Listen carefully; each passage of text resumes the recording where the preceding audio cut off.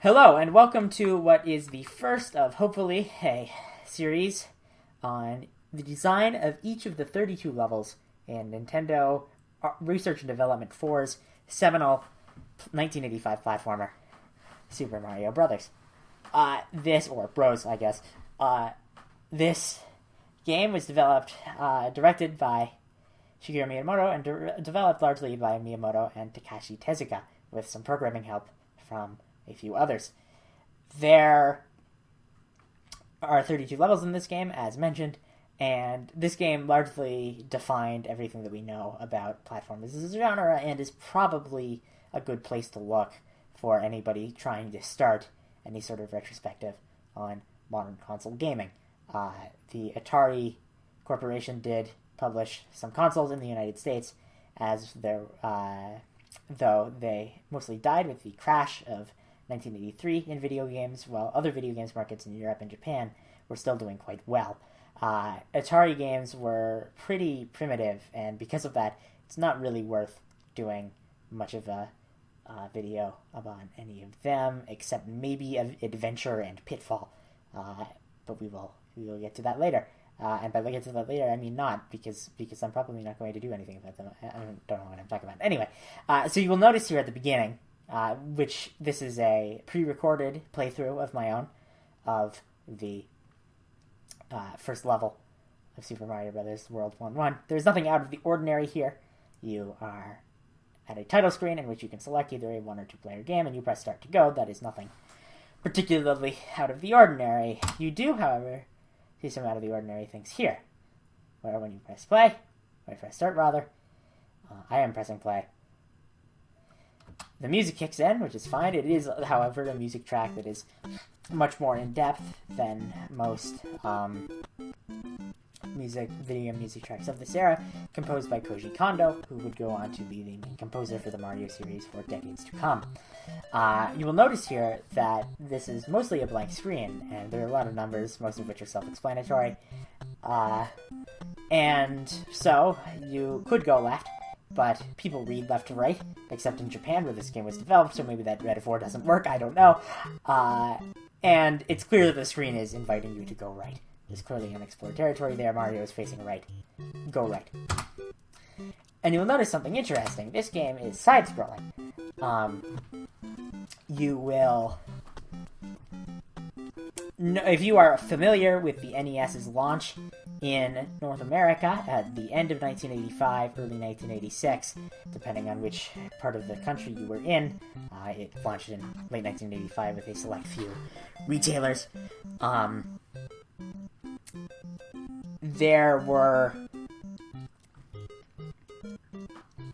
Most of the games involved took place on what is mostly a single screen. This game being side-scrolling and having 32 levels that, have constantly changing screens, that's a big deal. Like, baseball was the standard for what was going on in the rest of the black box games that Nintendo launched the NES in America with. This is something completely different and was really stood out compared to the rest of the thing. Now, you will notice here a lot of things that a first-time player probably doesn't understand. They probably noticed that Goomba going forward, and they, if they are smart enough and have played some video games before, will know that you should probably avoid that. So maybe you run backward, and then, of course, you press the A button, in which you would jump. And say you accidentally flub this, it's probably more likely that you ram into a question block by accident instead of doing that. And you will notice that jumping on them actually kills them. This is something that was not a thing in platformers prior to this game, and became standard afterwards. And this is a very easy way to teach that. If they jump over this Goomba, there will be plenty more to come until the player either realizes that they must jump on the enemies or simply die and maybe have to think of a new strategy. Now, there are question block marks here, which, now that you know that your primary method of interaction with the game is jumping, you will now probably be prompted to jump into. And that gives you a coin. Money is good. That makes sense. Let me also turn the volume off on this particular thing. There we go. you do go into those brick blocks maybe, and notice that there's nothing there. And oh, this could be an obstacle. I don't know, but it sort of goes back onto you. It's confusing, and oh, it makes you big. That's good, and you can break the brick blocks down. There's some pipes. Maybe you're familiar with the previous games, Donkey Kong and Mario Brothers, non-Super, that Mario is a plumber. So maybe you try to go down the pipes.